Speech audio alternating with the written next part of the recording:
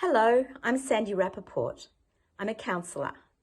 You might also know me better as Shaya Chaskell's daughter. Just to let you know, Dad's doing fine. He's really doing well. He misses shul, he misses you, and I have very little doubt that your children miss the lollies that he provides every Shabbos. I felt really privileged when Esther Malka approached me to make this short video to give you some ideas, tips and techniques to help deal with the anxiety and stresses that you might be feeling and to perhaps understand them a little bit better. So it's a very strange existence that we're in at the moment. Who would have thought that before Purim everything was normal and then suddenly, like in a flash, there was a coronavirus causing us to go into lockdown. Several weeks down the track, we now find ourselves in what many people refer to as the new normal. Mostly, we've adjusted with many aspects of it. For example, I, for one, don't mind slowing down a lot, not rushing here and there to catch up with this person or that person or buy that thing that I thought I needed so desperately. So there are the good sides to it, no doubt. On the other hand, there are the parts of it that are really, really difficult to cope with. And probably one of the biggest ones for most of us is the social distancing from our loved ones, not being able to hug our parents or our children or our grandchildren. 1.5 meters distance across the nature strip or in the garden or over FaceTime or Zoom isn't quite the same as a lovely big hug, is it? People in isolation, people who live on their own, who are missing that contact, is causing a lot of grief for many people.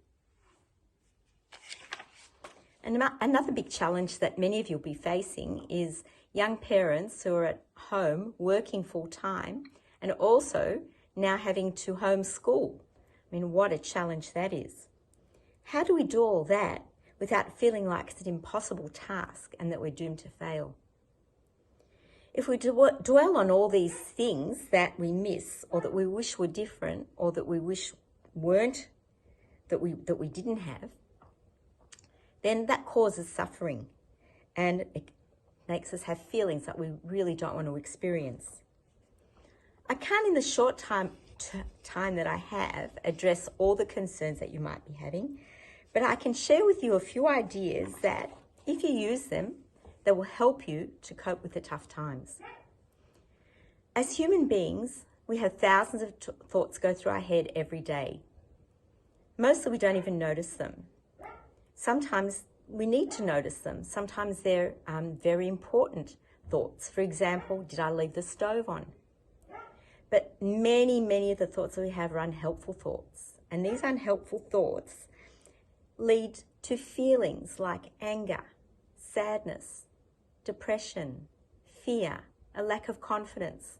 And then these difficult feelings cause behaviour that we don't want to have, like having an argument with someone we love or blaming someone for what's going wrong. For example, blaming the government for keeping us in lockdown when really all they're doing is trying to protect us. We become a bit irrational. It causes us to eat too much or drink too much or smoke too much. Does this pattern ring true for you? The unhelpful thoughts leading to the difficult feelings, leading to the behaviour that we don't want to have?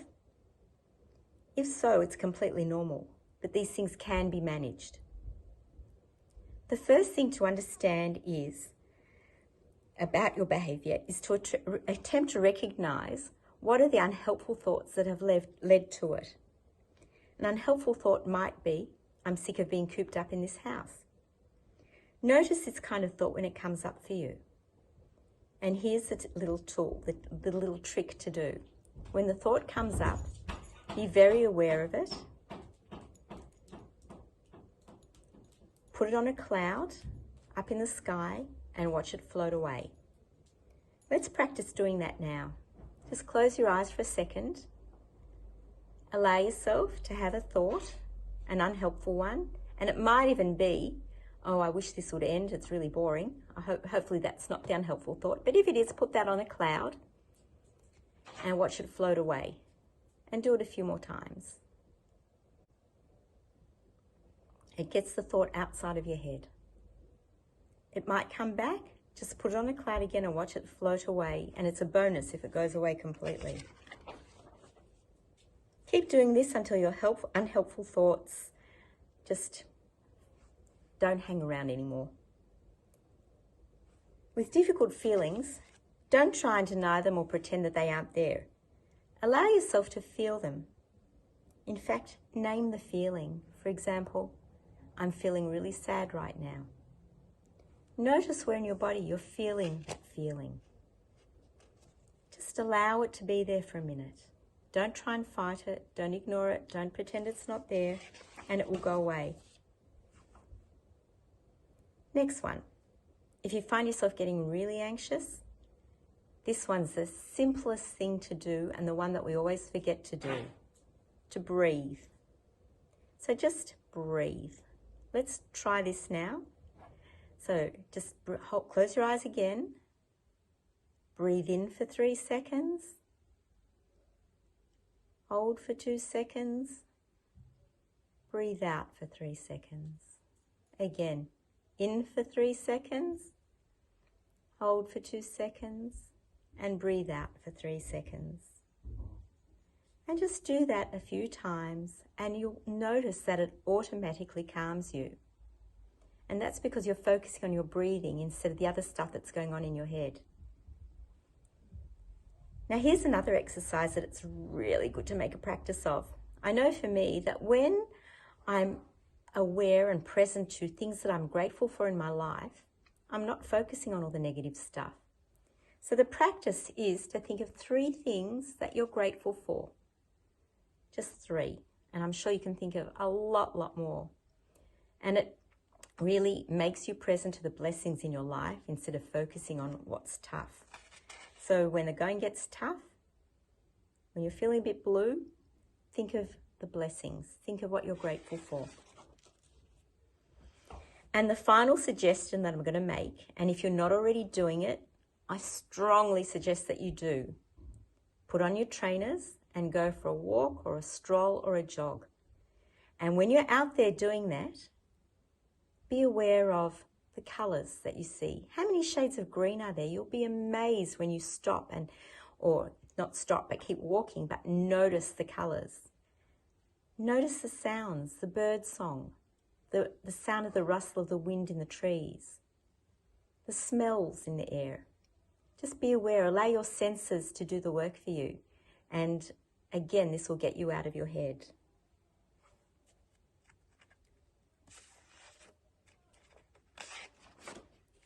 So hopefully these few suggestions that I've given to you will help you manage your unhelpful thoughts better and put you in a better space to cope with what we're going through at the moment, knowing that this too shall pass.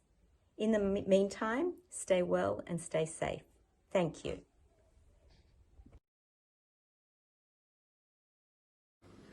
Hi everyone, I'm going to show you how to make a cholent. It's very simple, very easy. So at home I usually use a crock pot to put it up. I prepare it during the day on Friday and I put it on low right before Shabbat. You can put it on raw right before Shabbat as long as there's meat in there. For sure we usually do it in a pot and then we fully cook it before Shabbat and then put it on a hot plate for Shabbat. So this is how I do it. First of all, I put it in a plastic. I buy this few different sizes. I buy plastic, I buy it in these packets. I personally like using them because I think I don't want to spend the rest of my week after Shabbat probably in a crock pot. So I like to line it with a crock pot. Some people put a tiny bit of water underneath it. So I line it.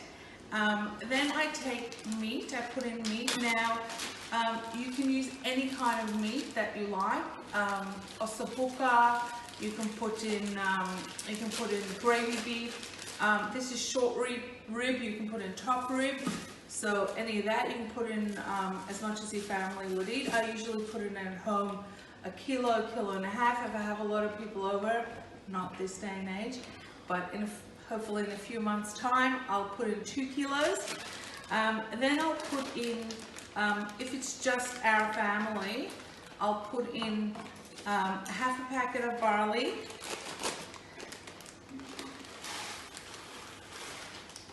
so barley, a half a packet of Cholent mix, and a half a packet of chickpeas. Some week I'll put only barley, but this is the right mix. I like to use it that way. I'll add a bit of salt. I'll cut up a few potatoes to put it in. So you get the idea, just square some potatoes in. You don't even have to peel them, just give them a good wash, which I did before. And the secret ingredient is ketchup. Tomato sauce, not tomato sauce, just tomato ketchup. So I'll put that in, give it a good squeeze, like a few squeezes. And that's really it. Mendy, when he does the big cholent for sure, puts in curry. That's his secret ingredient. So salt and ketchup, and that's it. Done.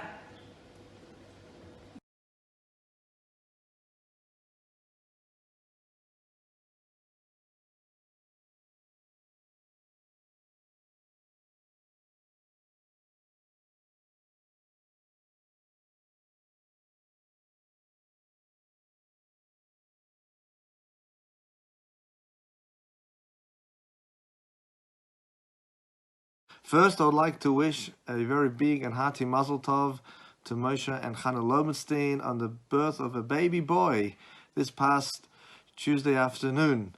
Thank God mother and baby are well, and we wish them abundance of joy and nachas from him, and may they raise their whole beautiful family with lots of health and happiness and success in the future. I'd also like to wish a hearty mazel tov to the 3 bar mitzvah boys of this past week, Jesse Felbel, Oren Berger, and Shia Groner. We wish them a very special week and a special bar mitzvah day, and may they grow to be committed and devoted members of the Jewish community, committed and devoted to the Jewish faith and heritage, committed and devoted to the observance of Torah and mitzvahs, and may they find much success in all their endeavors in their future life. For the yard sites of the upcoming week, I'd like to wish Pinchas Birnbaum long life for the yard side of his father, Daniel Israel for the yard side of his father, Les Schwartz for the yard side of his uncle, Pat Baker for the yahrzeit of her father, Alan Ween for the yahrzeit of his mother, and I'd also like to wish all the family of Ruth Lieblich. She didn't leave any children, but she has nieces and nephews and many friends at Chabad Glen-Ira. Her yahrzeit is also next week, and may her memory be blessed.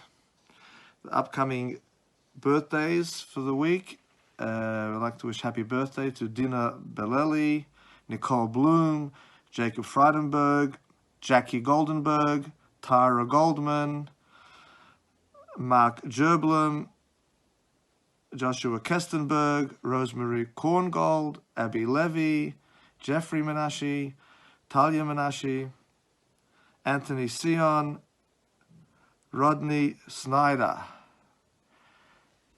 Wish you all a happy birthday. I'd also like to advise that this Friday and Shabbat is Rosh Chodesh. So there's extra prayers we include in the Amidah of all the 3 prayers. We include the part for Rosh Chodesh, Ya'aleh V'Yavo, as indicated in the Siddur. We also add, after the morning Amidah, the morning silent prayer, the Hallel. You just skip the 2 paragraphs as indicated in the Siddur. And we also add a Musaf on Friday, and the Shabbat, there's a special Musaf, which is a combined Musaf of Shabbat and Rosh Chodesh. It can all be found in the Siddur. Wishing you a very, very happy Shabbat and Rosh Chodesh.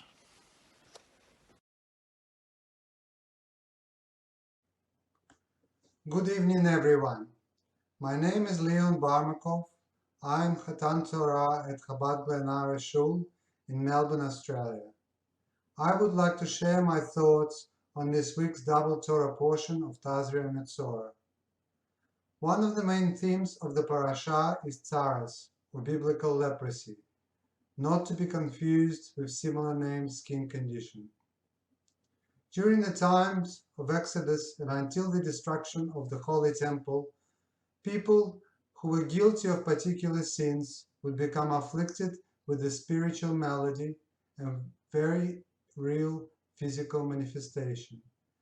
The most common reason for one to become infected was to be guilty of evil gossip, lashon hara.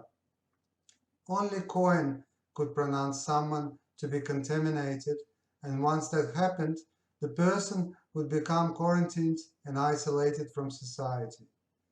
This makes it highly relevant in present times when most of the world found itself in isolation, or worse, in complete lockdown due to COVID-19 pandemic. People, families, communities, states, and even countries became isolated. Sages are teaching us that there are minimum 3 parties that are affected by slander. One who is gossiping, one who is listening, and one who is being spoken of. In contemporary world, we are constantly influenced by lashon hara. We are bombarded by fake news, conspiracy theories, and gossip magazines. Perhaps current isolation is a chance for all of us to meditate about the real meaning of our lives. Do tshuva, purify and cleanse first ourselves and then the world to make it ready for the coming of the Mashiach. In conclusion, I would like to add a message of hope for everyone out there who perhaps, like me, occasionally feeling uneasy and even anxious looking at horrible COVID-19 statistics. While davening on my own during the first day of Pesach, I made an interesting discovery. On this day, during the Amidah, we switch from praying for wind and rain and begin during the Musaf asking Hashem for dew to descend. It made me intimately aware that seasons will change. Warm and bright summer will come at the end of long, dark and cold winter. The plague will pass and life will prevail. Thank you. Thank you very much, Leon, for that wonderful presentation. I would just like to take it a bit further.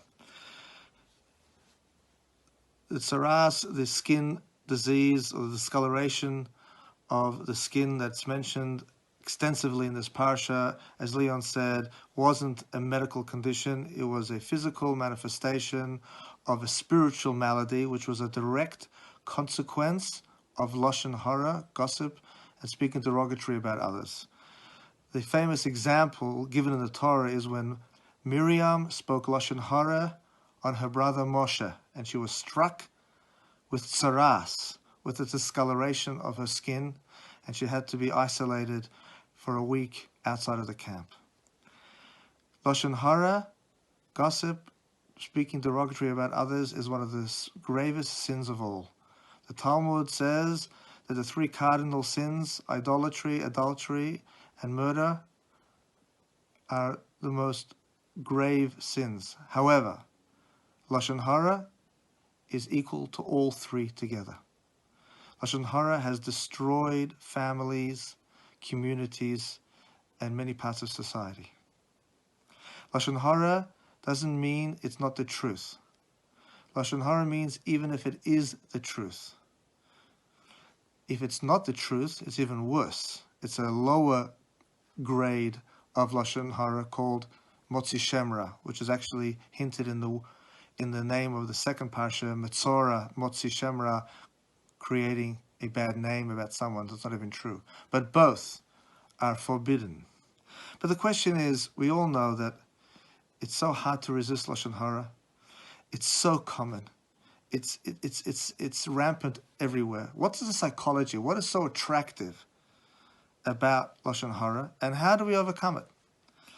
I'd like to share with you one of the explanations of one of the great commentators of the Torah and of the Halacha, the Baal HaTurim Yaakov ben Osher, who lived in the early 14th century. And he says that there's three terms in this week's Parsha that are used for the discoloration of the skin disease. And these three terms symbolize and hint the psychology of why people speak Lashon Hara and therefore get this skin disease. The first term used in this week's Parsha is called Sa'et. Now, Sa'et, every Hebrew word has multiple meanings. Sa'et also has a meaning to uplift. A lot of people speak Lashon Hara because they don't feel good about themselves. They feel a void. So when they put down others, in some way, it makes them feel a bit more just, a bit more righteous. They uplift themselves. You know, there's a story about two brothers, one older one and one younger one. The older one was shorter than the younger one. He didn't like it. So one time when they were playing outside, the older brother pushed down the other brother into a ditch, and he said, "Aha, who's taller now?" It just so happened that their father, who happened to be Reb Shmuel of Lubavitch, the fourth Chabad Rebbe, saw this, and he said to the older brother, "Bring a chair." And he brought the chair, and he said, "Stand up on it." And he said, "Now, who's taller now?" So the older brother said, "I'm taller." So that his father told him, "You don't need to put down others to be taller. Just uplift yourself." The next term used is sapachat. Sapachat also has the Hebrew meaning of attachment. A lot of times people speak Lashon Hara just to attach to others or get to others attached to them. It's just to be part of the social clique, you know? You want people to listen to you, you know, you're amongst a crowd, amongst a group, and you want to get some attention, you want to attach yourselves to them, and they attach to you, and you say some juicy Lashon Hara, and everyone says, "Whoa, really?" Oh, and you feel all good that you said something that's exciting for them, right? Part of just wanting to becoming, you want to attract people to you, and you want to feel good that you're part of the social clique. You want to be attached. Then the third term used is baheret. Baheret also means clarity. This is talking about a person who's very sure of themselves. They know everything. They're arrogant. And therefore, they don't seek to really find out what the truth is, if whatever they heard about somebody is true. And even if they know it's true, they don't give a hoot about judging anybody, because who's the other person anyway? You know, they're so arrogant, they're so haughty that the other person has no value anyway, so who cares about talking about them? So how do we overcome Lashon Hara? So the way we overcome Lashon Hara is if we have a sense of wholesomeness within ourselves, inner content. A person who is wholesome and has inner content doesn't mean they don't disagree with others. It doesn't mean that they never feel hurt or pain from others. It doesn't mean they're not wronged by others. And it doesn't mean that they're naive or out for lunch. It just means that they feel good about themselves. They have a certain inner security, not arrogance, but security and confidence. And they truly believe in their own value based on the fact that they know that the fact that they were created by a supreme being means that they matter and that they have a mission and purpose in the world. Their life is full of purpose and meaning. And therefore they value themselves and their purpose and meaning. And therefore they know that Lashon Hara doesn't solve anything, doesn't contribute to their purpose and meaning in life. It actually stains their soul. It brings discoloration to their soul. And they value their soul, and they don't want to taint their soul. All they're interested in is bringing goodness and kindness and joy and happiness and spirituality and purpose and meaning to themselves and to others. And even though it sounds all nice and dandy, we are all capable of having that feeling, maybe not all the time, but a lot of the time. And when you have that feeling, you won't have a need to speak Lashon Hara, and actually you'll be in some way repulsed from Lashon Hara.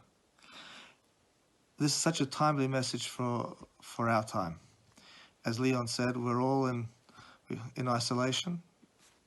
That's what the Saras person had to do in times of the temple. When they got this skin disease, they had to be isolated outside of the camp, outside of the city. And the reason is because their Lashon Hara separated spouses, families, communities. So therefore Hashem, God says, you should be separated as a consequence of what you caused. So maybe, I don't want to sound negative, but maybe Hashem is telling all of us a lesson. We're being separated to some extent. Maybe Hashem is telling us, stop speaking Lashon Hara. Imbue your lives with positivity and meaning and purpose, and we have all the tools for it. We're given the tools with Torah, so much Torah, so many mitzvahs, so many great role models in our history that we can learn from. So let us all take on this message that Hashem is telling us, and to spread only positivity and holiness and spirituality to all around us. And this was definitely the best way to usher in the era where there will be no more Lashon Hara. There will be no jealousy. Everyone will be in peace and harmony with each other, and everyone will be purely focused on their mission. Have a great and wonderful Shabbos and Rosh Chodesh.